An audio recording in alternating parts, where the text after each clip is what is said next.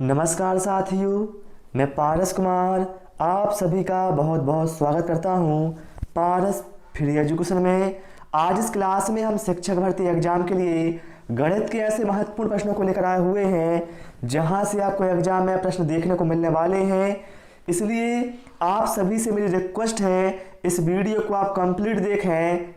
और यदि आपकी मैथ कमज़ोर है या आपको मैथ से डर लगता है तो इस वीडियो को देखने के बाद आपका जो डर है वह हमेशा के लिए ख़त्म होने वाला है, क्योंकि आसान भाषा में, आप ही की भाषा में सभी सवालों को मैं समझाने वाला हूं। तो बिना समय गवाए शुरू करते हैं साथियों प्रश्न क्रमांक 1 से। ठीक है, इसमें आपको सभी तरह के क्वेश्चन मिलेंगे जो कि आपके सिलेबस के अनुसार होंगे। पहला प्रश्न है, सुनील 10 मीटर प्रति सेकंड की चाल से अपने मामा के घर जाता है। यदि उसे मामा के घर जाने में 1.5 घंटा समय लगता है तो उसके घर से मामा के घर की दूरी कितनी है। यहां पर आप देखें भाई, जो समय दिया है वो घंटा में दिया हुआ है और जो दूरी दी हुई है यहाँ पर वो किलोमीटर में दी हुई है, लेकिन जो चाल है यहाँ पर सुनील की वह मीटर प्रति सेकंड में दी हुई है। तो सबसे पहले आपको क्या करना है, जो सुनील की चाल है मीटर प्रति सेकंड है, इसको आपको किलोमीटर प्रति घंटा में चेंज करना है। तो सुनील की चाल कितनी है, 10 मीटर प्रति सेकंड है। इसको हम किलोमीटर प्रति घंटा में चेंज करने के लिए 18/5 से क्या इसमें हम गुणा कर देंगे। ठीक है, ठीक है, क्या होगा, 5 एकम 5, 5 दूनी 10, 18 गुणित 2 कितना हो गया, 36 किलोमीटर प्रति घंटा।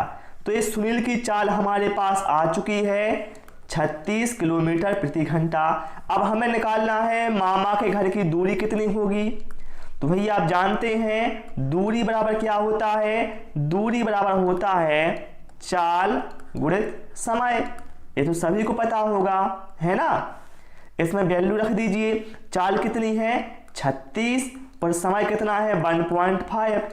36 का गुणा करेंगे 1.5 में तो आपको कितना मिल जाएगा, आपको मिल जाएगा 54। ठीक है, किलोमीटर। तो हम कह सकते हैं जो मामा के घर की दूरी है वह उसके घर से 54 किलोमीटर है। विकल्प सी यहाँ पर हमारा राइट आंसर होगा। बहुत सारे साथी क्या करते, 10 का गुणा 1.5 में करते और कहते भैया 15 किलोमीटर दूरी होगी।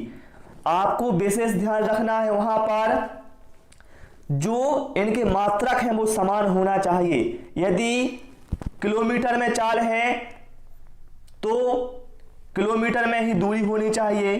ठीक है, चलिए भाई इसके बाद हम अगला क्वेश्चन लेते हैं। 13 क्रमिक संख्याओं का योगफल 234 है। सबसे छोटी तथा सबसे बड़ी संख्या का योगफल क्या होगा। देखिए साथियों, इस क्वेश्चन को मैं बहुत शानदार ट्रिक से करवाऊंगा बिना एक्स वाई के। आप कहोगे कैसे, आपको बिल्कुल ध्यान से देखना है। ठीक है, सबसे पहले यहां पर आप संख्याएं देखें कितनी है, 13 है, जो कि कैसी है, क्रमिक संख्या है, मतलब लगातार है, जैसे 5, 6, 7 इस तरह से। तो 13 क्रमिक संख्याओं का जो योगफल है वो कितना दिया हुआ है, 234। तो सबसे पहले जो आपको योगफल दिया हुआ है वो लिखना है और जितनी संख्या है उससे भाग लगाना है।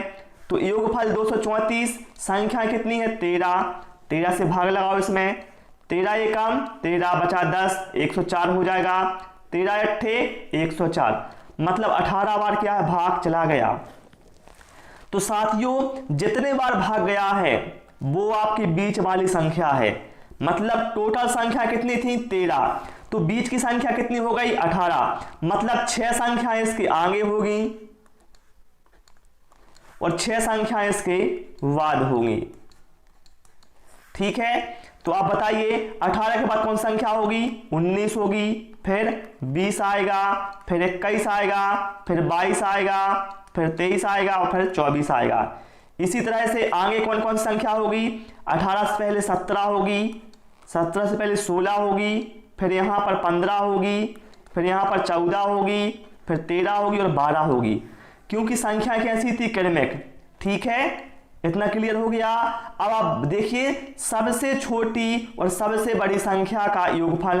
तो यहां पर आप देखें सबसे छोटी संख्या कौन सी है, 12 है, और सबसे बड़ी संख्या कौन सी है, तो आप कहोगे 24 है। तो दोनों को हम प्लस करेंगे 24 और 12 को, तो हमें मिलेगा 36, जो कि हमारा राइट आंसर विकल्प बी होगा। ठीक है ना, कैसा लगा आपको ये ट्रिक, बहुत शानदार है ना। ठीक है, वीडियो भाई पसंद आए वीडियो को लाइक करना और शेयर भी करना उन साथियों के साथ जिनको गणित से डर लगता है या जिनकी गणित कमजोर है। ठीक है, चलिए अगला क्वेश्चन लेकर आते हैं। और मैंने जो क्लास है इसलिए स्टार्ट की है क्योंकि गणित से संबंधित मेरे पास बहुत कमेंट आए कि मेरा मैथ बहुत वीक है, मैथ नहीं बनती है। तो भाई वीडियो को फॉलो करें, मैथ आपसे जरूर बनेगी।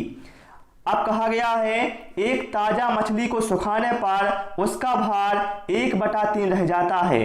सुनीता ने 1500 किलो ताजा मछली 25 रुपए प्रति किलो के भाव से खरीदकर उसको सुखाकर 80 रुपए प्रति किलो के भाव पर बेचा। बताना है उसमें इसने कितना मुनाफा कमाया। तो देखिए भाई, सुनीता ने कितनी मछली खरीदी है, ताजी मछली खरीदी है 1500 किलोग्राम। ठीक है, और कितने रेट में खरीदी है, 25 रुपए प्रति किलो के भाव से खरीदी है। तो कितने पैसे लगे होंगे उसको, तो हम गुणा करेंगे 25 में 1500 का, तो कितना होगा 0 0 25 पौने 125 का 5 आया 12, 25 से कम 25 और 12 37।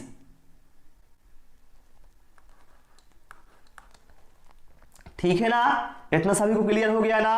देखिए 1500 किलो ताजा मछली खरीदी थी उसने 25 रुपए प्रति किलो के हिसाब से, तो कितने में पड़ी उसे, 37,500 रुपए में उसे पड़ी हुई है।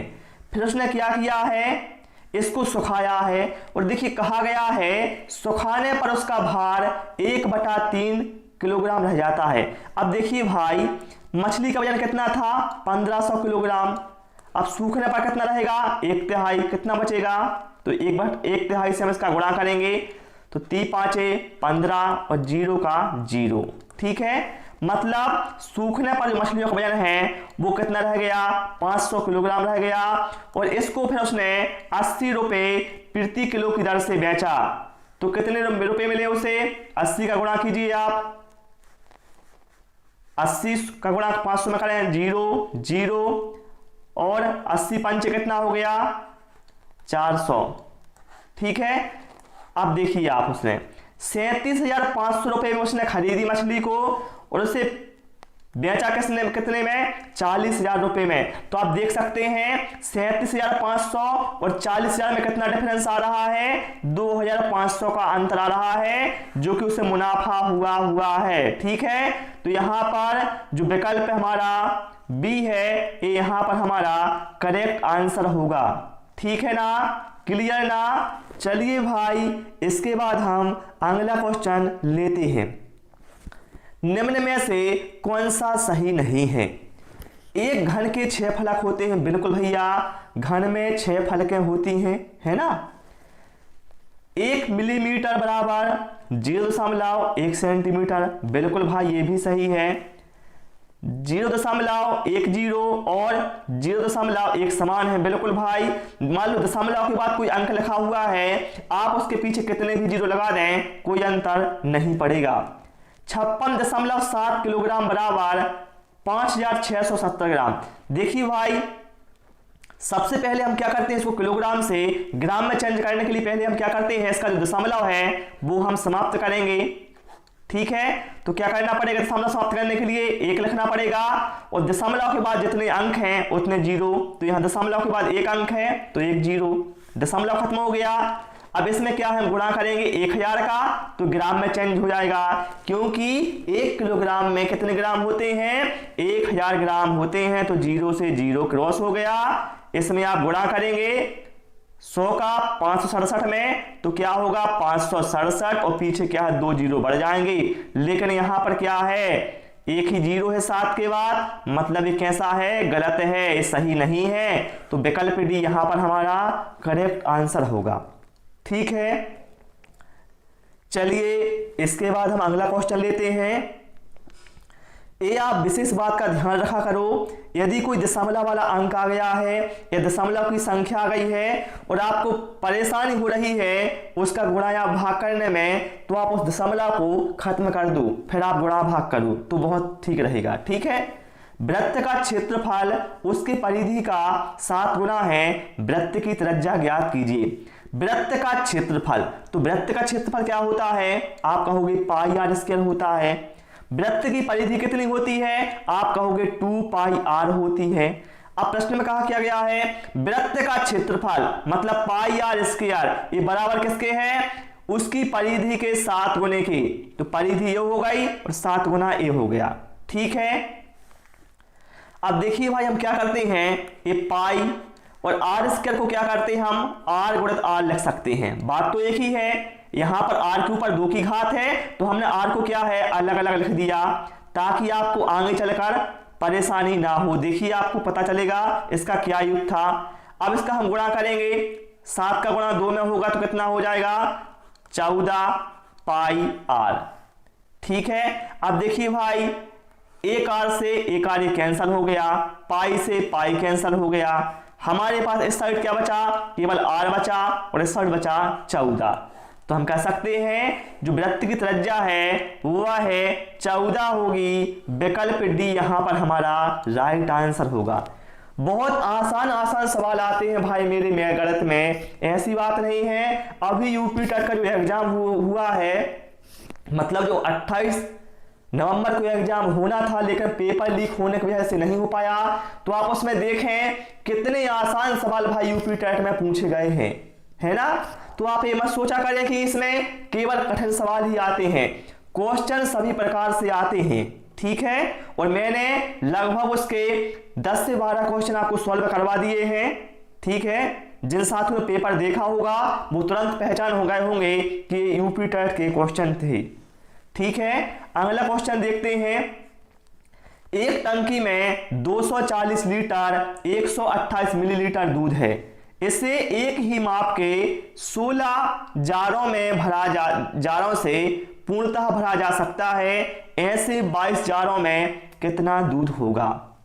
देखिए भाई दूध कितना है हमारे पास में, 240 लीटर और 128 मिलीलीटर। इसको क्या है भैया 16 जारों में हम पूर्णतः भर सकते हैं, मतलब 16 जार यदि हम भर देंगे तो दूध क्या है पूरा खत्म हो जाएगा बराबर बराबर। तो सबसे पहले आपको पता करना पड़ेगा एक जार में कितना दूध बनेगा। तो हम क्या करेंगे, इसमें 16 से भाग देंगे। देखिए आज मैं आपको एक नया तरीका बताने वाला हूं।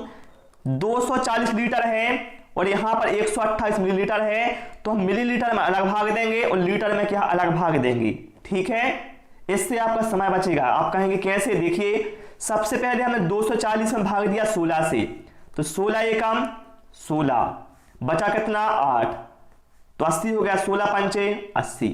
ठीक है, कितना हो गया यहां पर 15 लीटर। अब 128 में भाग देंगे हम, तो 16 अट्ठे 128, मतलब कितना हो गया 8 मिलीलीटर। तो एक जार में कितना दूध बनेगा 15 लीटर 8 मिलीलीटर। देखा है आपने कितने जल्दी हमने निकाल लिया, एक जार में कितना दूध बनेगा। अब हमें बताना है भैया कि 22 जारों में कितना दूध बनेगा। मेरे भाई एक जार में कितना दूध बनता है 15 लीटर 8 मिलीलीटर, तो 22 जारों में कितना बनेगा, तो इसमें हम गुणा कर देंगे भैया 22 का। सबसे पहले आप एक काम करें, देखिए भाई 22 का गुणा हम 8 में करेंगे तो 22 गुणित 8 कितना हो जाएगा 176 हो जाएगा मिलीलीटर, ज्यों का त्यों।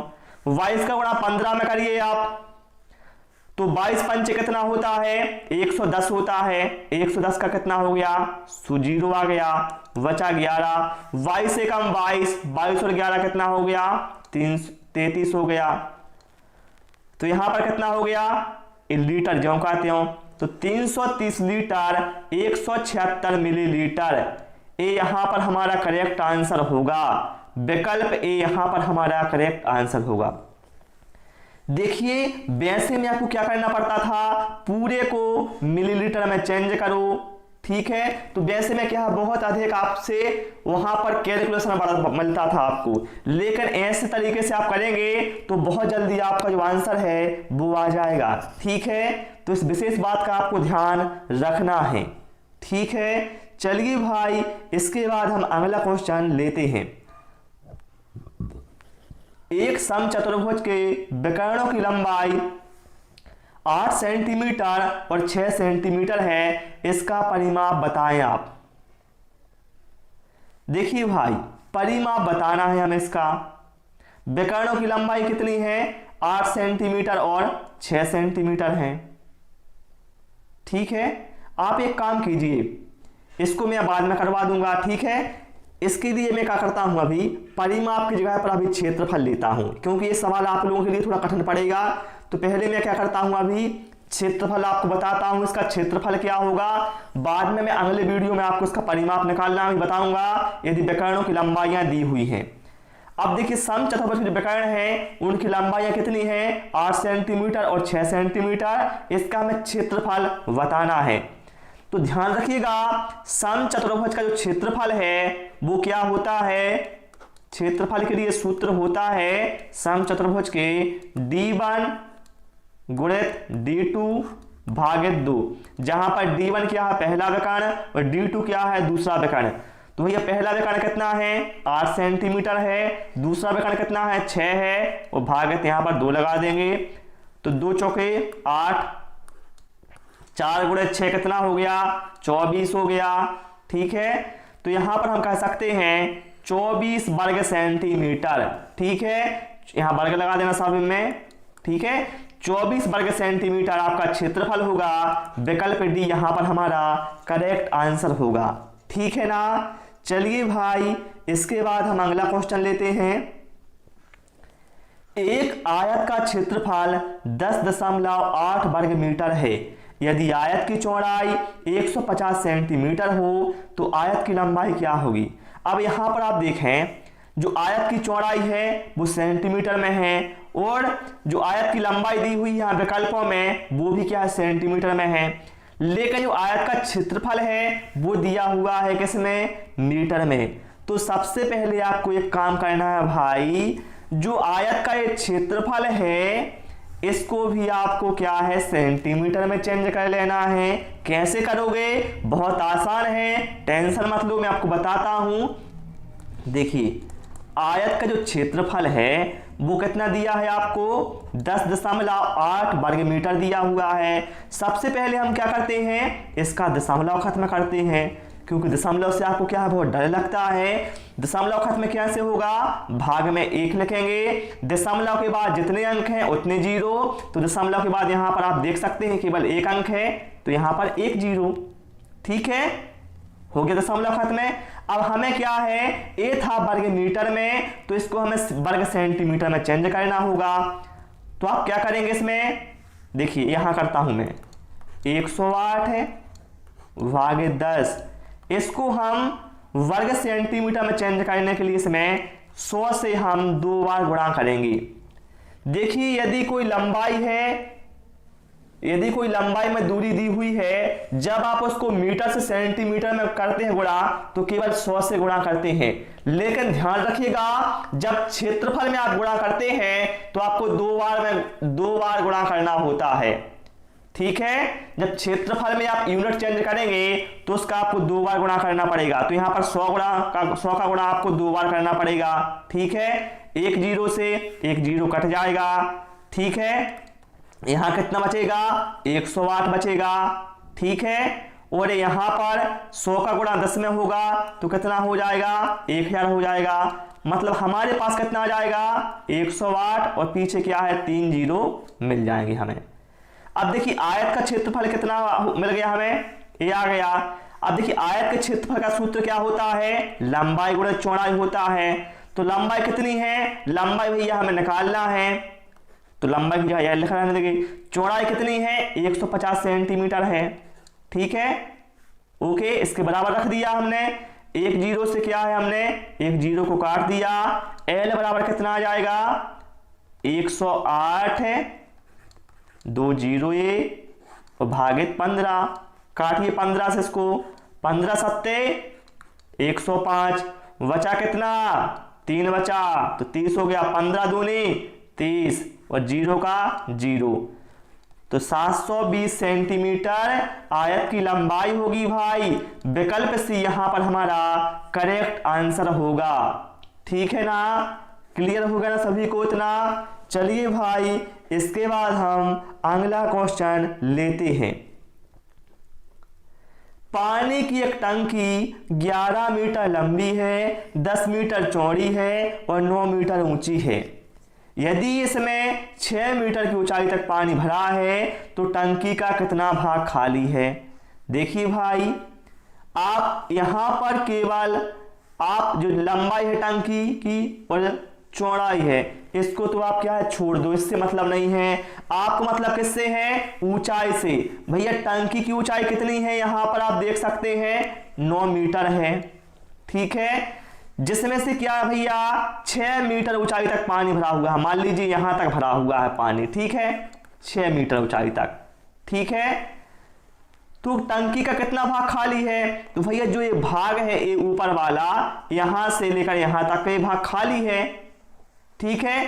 तो आपको बताना अनुपात में, देखिए भाई ऐसे में आप कैसे निकालेंगे, टंकी की कुल ऊंचाई कितनी है 9 मीटर है तो 9 लिखा, ऐसा लिखा, और आप ये देखें कि टंकी का कितना मीटर भाग खाली है। भैया टंकी की ऊंचाई 9 मीटर थी जिसमें से 6 मीटर पानी भरा हुआ है, अर्थात हम कह सकते हैं 3 मीटर वह खाली है, ठीक है।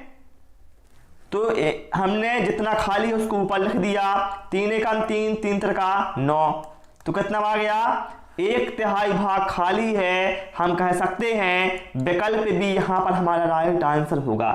यदि आपसे यही क्वेश्चन पूछा जाता कि टंकी का कितना भाग भरा हुआ है तो देखिए आप क्या करते, टंकी की कुल ऊंचाई कितनी है 9 मीटर, कितना भाग भरा हुआ है 6 मीटर, तो ऊपर आप 6 लिख देते, ठीक है। फिर आप क्या करते 3 दूनी 6 और 3 त्रिका 9, तो आप कहते 2/3 भाग भरा हुआ है। कॉन्सेप्ट समझिए बस, ठीक है साथियों। तो इस क्लास में मैंने केवल इतने ही क्वेश्चन इंक्लूड किए थे। उम्मीद है आपको क्लास बहुत पसंद आई होगी। भाई क्लास पसंद आई हो सभी से रिक्वेस्ट है वीडियो को लाइक करें, शेयर करें। Thanks for watching this video.